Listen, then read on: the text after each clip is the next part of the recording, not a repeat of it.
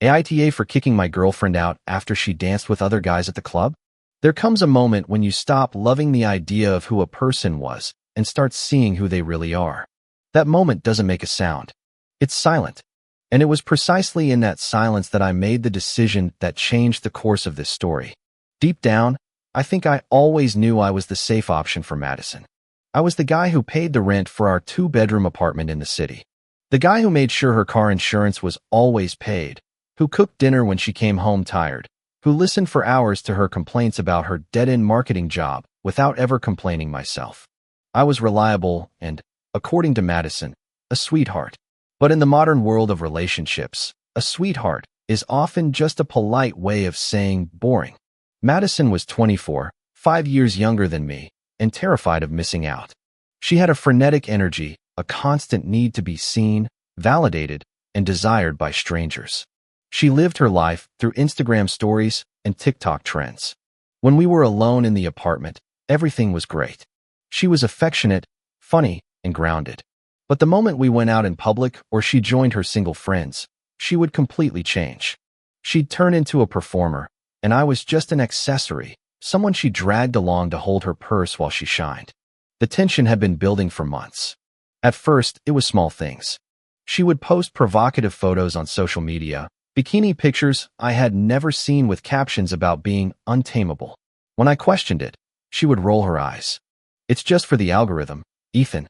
You're so insecure. It's not like I'm doing anything with these guys in my DMs." I let it slide. I wanted to be the cool, understanding boyfriend. I didn't want to be the older, controlling guy who smothers her youth. I swallowed my gut instinct, which was screaming that a woman in a serious relationship shouldn't be seeking attention from hundreds of random men. Then came Brittany. Brittany was Madison's best friend from college, newly single after being dumped by some finance bro, and she was determined to live her hot girl summer in the middle of October. Brittany was toxic, the kind of miserable person who needs everyone around her to be miserable too, just so she doesn't feel so alone in her own chaos. "You have to come out with us tonight," Madison said, standing in the bathroom doorway as I was shaving. It was Friday. I had just finished a 60-hour work week at the logistics company I managed. All I wanted was to order takeout and watch a movie. "Babe, I'm exhausted," I replied, rinsing my razor. "Can't you and Brittany just go? I trust you." "No, you have to go," she insisted, putting on her best puppy dog eyes. "Brittany says you never go out anymore. She thinks you're controlling me, keeping me locked up. Besides, it's a new club downtown. VIP access. Please, just for a few hours. I want to show you off." That was the hook. Show you off. Or at least, that's what she said. I sighed, looking at my tired reflection in the mirror. I genuinely loved her, and I convinced myself that maybe I was becoming a hermit. Maybe I needed to make more of an effort to be part of her world. "All right," I said, "but I'm driving, and we're not staying until 4 a.m. She let out a little squeal, hugged me tight, and ran off to get ready. She spent 2 hours on her hair and makeup. She put on a dress that was less an outfit and more a suggestion, tight, black, and dangerously low-cut. Objectively, she looked stunning. But as we walked to the car, I noticed she was already texting frantically with Brittany, a little smirk on her face that I couldn't quite decipher. I didn't know it yet, but I was driving toward my own execution. The club was called Verdict, which seems ironic now. It was exactly the kind of place I hated. Subterranean, smelling of expensive perfume mixed with cheap desperation, and a bass so strong it made your teeth vibrate. The air was thick with smoke and sweat. The instant we passed the bouncer and stepped into the main room, Madison transformed. It was immediate. She let go of my hand. Her posture shifted from relaxed to arched and calculated. She didn't walk. She prowled. We found Brittany and 2 other girls I didn't know near the bar. Brittany looked me up and down with a disdain disguised as a smile. "Look who's finally off the leash," she yelled over the music. "Haha," I forced a smile. "Good to see you too, Brittany." Madison didn't defend me. She just grabbed a tequila shot from the tray Brittany was holding, downed it in one go, and shouted woo, before pulling her friends onto the dance floor. "Come on," she asked, but she was already moving away. She didn't wait for an answer. I followed, feeling like a chaperone at a school dance. I stood on the edge of their circle, holding my beer, watching them dance. At first, it was fine. They danced with each other, laughed, and took flash selfies. I even relaxed a little, nodding my head to the beat, trying to look like I was having fun. Then, the dynamic shifted. A group of guys, probably in their early 20s, with unbuttoned shirts and gold chains, started to close in. They were like sharks smelling blood. Normally, this is when a girlfriend gives a signal. I'm taken. A quick glance at me, a hand on my arm, a polite step back. Madison did none of that. When a guy with bleached hair and a full-sleeve tattoo moved in, she didn't back away. She smiled, tossed her hair to the side, turned her back to him, and started to move. My body went rigid. I took a sip of my beer, tasting only the bitter tang of bile. She's just dancing, I told myself. Don't be the jealous guy. Don't be the guy Brittany says you are. But then his hands went to her waist. I was paralyzed, watching this stranger's hands settle on the waist of the woman I planned to propose to next year, and she didn't push them away. On the contrary, she leaned back into him, grinding her body against his, moving with the heavy beat of the bass. He leaned down and whispered something in her ear, and Madison threw her head back and laughed. A loud, exaggerated laugh. I knew it was fake, designed only to inflate his ego. I put my beer down on a nearby table. My heart wasn't racing. Surprisingly, my pulse had slowed. A cold, numbing clarity washed over me. I walked onto the dance floor. I tapped Madison on the shoulder. She turned, clearly annoyed at having her performance interrupted. Her eyes were glazed, her pupils dilated. What? She mouthed. Can we talk?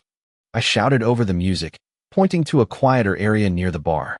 She huffed, rolled her eyes at the guy she was grinding on as if to say, "Can you believe this?" and followed me. When we reached the side of the dance floor, I turned to her. I tried to keep my voice steady. "Madison, you're grinding on that guy. His hands were all over you. That's not okay. I'm standing right there."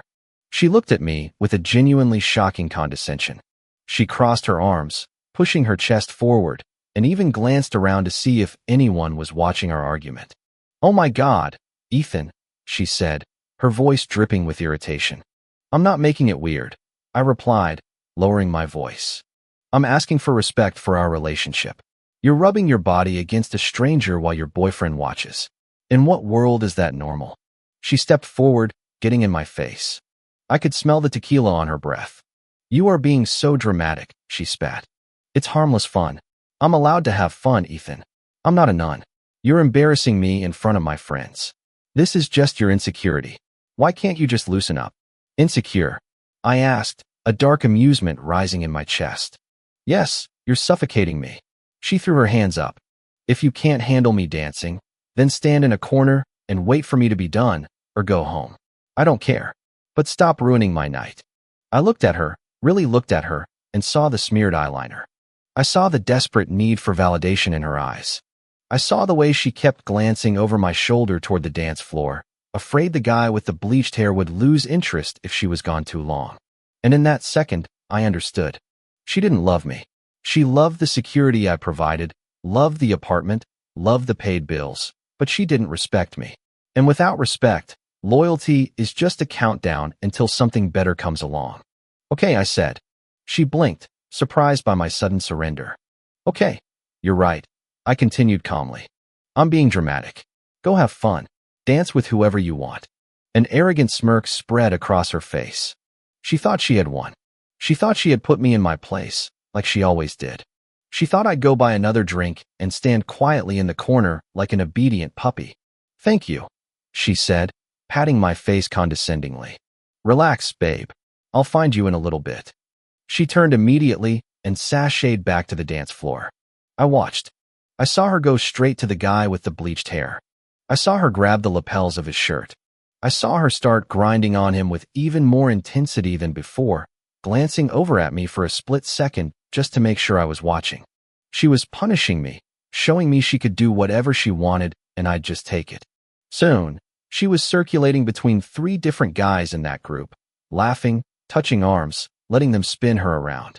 She was in her element, looking free. I looked at my watch. It was 11:45 p.m. I didn't feel angry anymore. The anger had evaporated, replaced by the cold efficiency I used at work when a contract was broken. I turned my back on her. I went to the bar, paid my tab, and left a $20 tip for the bartender.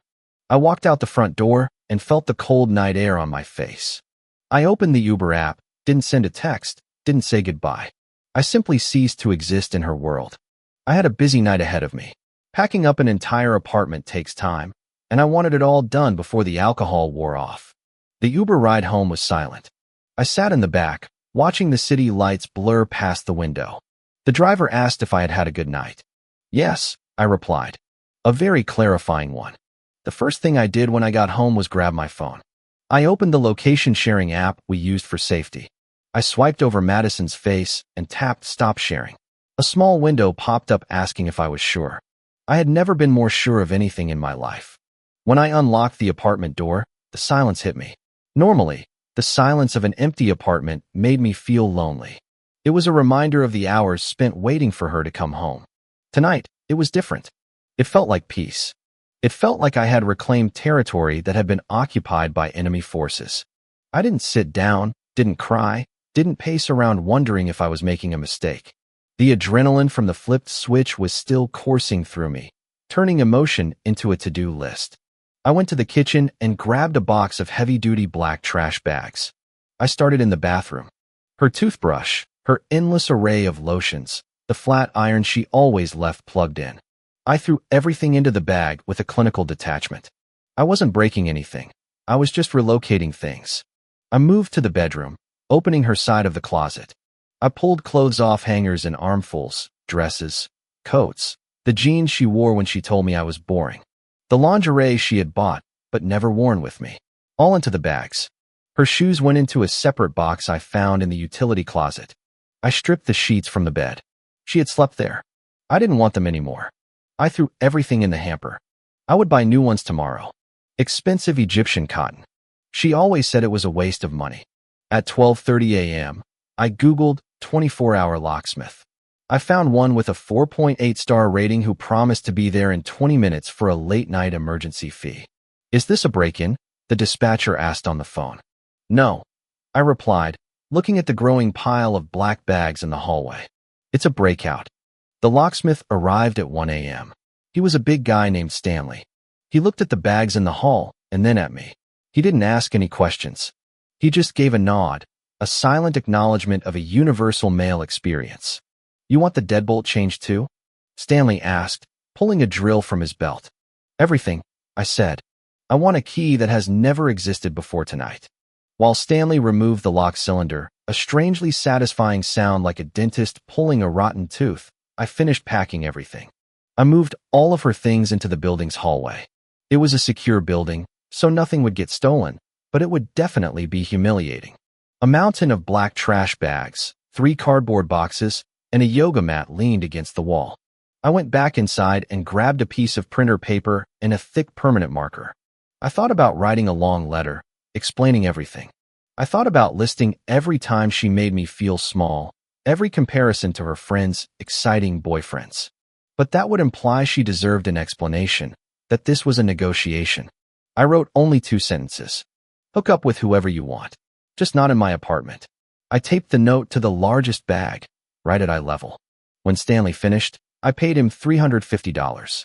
He handed me 2 new, shiny keys. They felt heavy in my hand. They felt like ownership. Good luck, brother, Stanley said, packing up his tools. Thanks, Stanley. I think my luck just turned. I locked the door from the inside, slid the security chain across, and poured myself a glass of whiskey. I sat in the living room for 10 minutes, soaking in the absolute silence. No drama, no drunk texts, no waiting. I went to bed at 2 a.m. and fell asleep instantly. I woke up at 10:30 a.m., naturally, without an alarm. The sun was streaming through the blinds in a way I hadn't appreciated in months. I made coffee and scrambled some eggs. I ate breakfast at the dining table, listening to a podcast, completely unconcerned that my ex-girlfriend was currently homeless. At 11:15 a.m., the show began. I heard the ding of the elevator in the hall.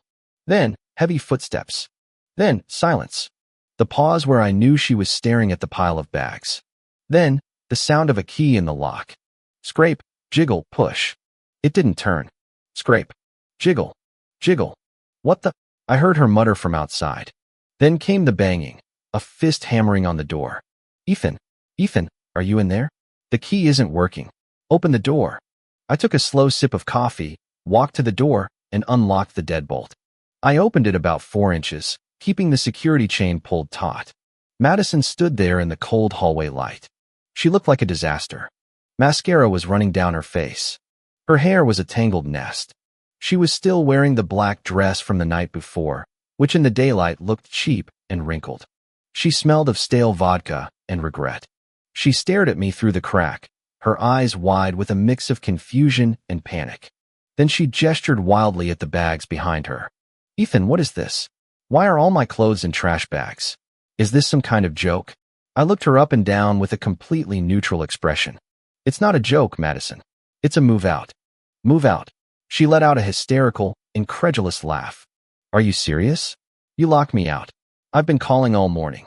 I woke up at Brittany's place freaking out because you just disappeared. I didn't disappear, I replied calmly. I left. There's a difference. You left me at the club, she shrieked, her voice cracking. Who does that? You abandoned me. You weren't abandoned, I corrected her. Her face flushed red. She tried to push the door open, but the chain held firm. Ethan, let me in. I need a shower. We'll talk inside. No, I said. We won't. She stared at me, reality starting to sink in. She looked again at the note taped to the bag, this time reading it carefully. Her eyes started to well up with tears, the rehearsed tears she always used when she wanted to get her way.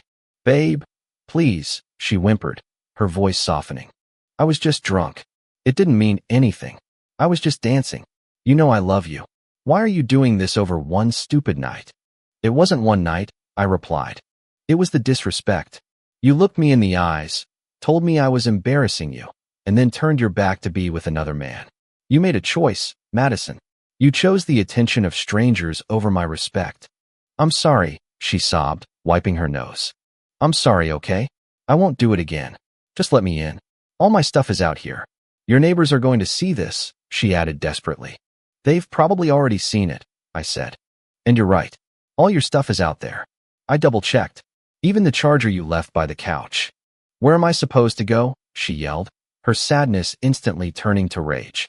I have nowhere to go. My parents are in Florida. Brittany's couch is tiny. You can't just kick me out. I live here. You lived here, I corrected, using the past tense deliberately. You lived here when you were my girlfriend, but my girlfriend wouldn't treat me like a backup plan at a club. So you must not be her. You're an asshole, S. He spat, slamming her hand against the side of the door. All of this over some dancing. You're an insecure, controlling, pathetic man. Those guys last night were right about you. There it was. The mask was off. I smiled. It was not a kind smile. If they were right, and they're so great, why don't you ask one of them for a place to sleep? You seemed pretty comfortable with them last night. Maybe the guy with the neck tattoo has a spare room. Her mouth fell open. For the first time, she had no comeback. Goodbye, Madison. Ethan, wait. I closed the door, locked the deadbolt, and listened for a moment. I heard her kick the door once. Then, the sound of her body sliding down the wall, sobbing in the quiet hallway. I went back to the kitchen, poured another cup of coffee, and sat back down. The eggs were still warm, and for the first time in 2 years, I didn't have to wonder if I was enough. I knew I was. She just wasn't welcome to have any of it anymore. The fallout was immediate, but not in the way Madison expected. I later learned she spent nearly an hour, alone, hauling those black trash bags down to the lobby, crying loudly in the hopes that a neighbor would intervene and shame me into opening the door. No one did. The doorman, a guy named Gordon whom I always tipped well at Christmas, apparently watched the whole thing with detached sympathy, held the door for her, and wished her a good day. She ended up at Brittany's, of course. That very night, the smear campaign began. I was sitting on the couch reading a book, enjoying the absolute silence, when my phone started buzzing. It was an Instagram notification. Madison had blocked me, but she hadn't blocked my brother or our mutual friends. She had posted a picture of herself, red-eyed, mascara running, looking like the victim of a natural disaster. The caption read, "Thrown out on the street like trash by the person who claimed to love me. Narcissists always show their true colors. Homeless and heartbroken, but I will rise again." I felt a faint twinge of annoyance, but I didn't comment. I didn't text anyone to defend myself. I knew that in the court of public opinion, silence often looks like guilt, but I also knew that arguing with unhinged people only makes you look unhinged too. The next day, the narrative began to crack. A mutual friend, Ryan, texted me. Ryan had been at the club that night, on the fringe of the group. Then a video surfaced. One of Brittany's friends had posted a story from the club that night, tagging Madison. It was still up. I watched it on a burner account. The video showed Madison on the dance floor, not just dancing with, but practically draped over some guy I didn't know. She was whispering in his ear, her hand on the back of his neck, laughing in a way she hadn't laughed with me in years. I screen recorded it just in case, but I never had to use it. The karma that hit Madison wasn't some grand cosmic thunderbolt. It was the slow, relentless reality of adult life without a safety net.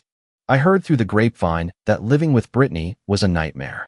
Brittany was fun for a night out, but as a roommate, she was a disaster. The apartment was a mess of dirty dishes and cat hair. There was no one to cook dinner, no one to pay for the Uber Eats, no one to fix the internet when it went down. Madison's freedom came at a high price. Without my income covering rent and bills, she started to drown. Her mid-level marketing job barely covered her credit card minimums, let alone rent in the city. She tried leaning on the guys from the club, the same ones she claimed were so much more fun than me. She went on dates, lots of them. But the bad boys she fetishized so much treated her exactly like bad boys treat desperate women. They would have an inappropriate relationship with her and then ghost her or ask her to split the bill on Apple Pay. The guy with the bleached hair from that night, I heard, blocked her number after she asked if she could crash at his place for a few days. She wasn't a high-value woman to them. She was just a girl with a lot of baggage and no apartment. Meanwhile, I was thriving. It's amazing how much money and energy you save when you stop trying to fill a leaky bucket. I got a promotion at work. I started going to the gym at 6 a.m. because I wasn't staying up late arguing anymore. I reconnected with old friends I had drifted from because Madison didn't like them. I was happy, and I think that's what hurt her the most. 6 weeks had passed since I had changed the locks. I was leaving the gym on a Tuesday evening, feeling that good kind of sore from a workout. The sun was setting, casting long shadows across the parking lot. I had my headphones in, listening to a playlist that didn't have a single one of her favorite songs. Ethan. I stopped. I recognized the voice, but it sounded weaker than I remembered. Madison was leaning against my car. She looked diminished. That's the only word for it. The frenetic energy was gone. She was wearing jeans and a sweatshirt, comfortable but worn. She looked tired. Her roots were showing. No makeup. She looked like the girl I had fallen for 3 years ago, before the social media obsession took over. For a second, I felt that phantom pain in my chest, the urge to ask if she was okay, to offer help. Then, I remembered the stranger's hands on her waist. The switch stayed off. I took out my headphones. Madison, you're blocking my door. I just wanted to talk, she said, her voice trembling slightly. It wasn't aggressive. This wasn't the girl banging on my door, yelling about her rights. This was someone who had realized she had made a catastrophic mistake. There's nothing to talk about, I replied, pressing the button on my key fob. The car lights flashed, illuminating her face. Please, Ethan. Just 5 minutes. She moved closer, stepping into my personal space. I miss you. I miss us. Living with Brittany is a nightmare. I hate it. I hate my life right now. That sounds tough, I said in a neutral tone. But it has nothing to do with me. How can you say that? The tears started to fall. We were together for 3 years. You can't just erase everything because I made one mistake. I was drunk. I was stupid. I haven't had a drink since that night. I promise. She reached out and touched my arm. Her hand was cold. I realized something, Ethan. None of those guys even come close to you. They're boys. You're a man. You took care of me. I took that for granted, and I'm so sorry. I want to come home. I looked down at her hand on my arm. I didn't shake it off. I just took a step back, causing her hand to fall away into the empty air between us. You don't miss me, Madison, I said. You miss the apartment, the stability, having someone to clean up your messes. That's not true. I love you. I just shook my head. If you loved me, you wouldn't have humiliated me to impress strangers. You called me dramatic for asking for basic respect. You said I was embarrassing you. I looked her directly in the eye. I wanted her to hear this. I saw you that night, Madison. I saw who you really are when you think there are no consequences. You offered yourself up to every man in that room. Put yourself on display like you were for sale. She flinched as if I had struck her. I was just. And that's the problem. I interrupted, my voice calm and final. I don't buy products that offer free samples to everyone. I'm not interested in the clearance rack. Her mouth opened, but no sound came out. The brutality of the rejection, delivered not with anger but with self-worth, had stunned her into silence. You wanted the exciting life? I said, opening my car door. You wanted the clubs.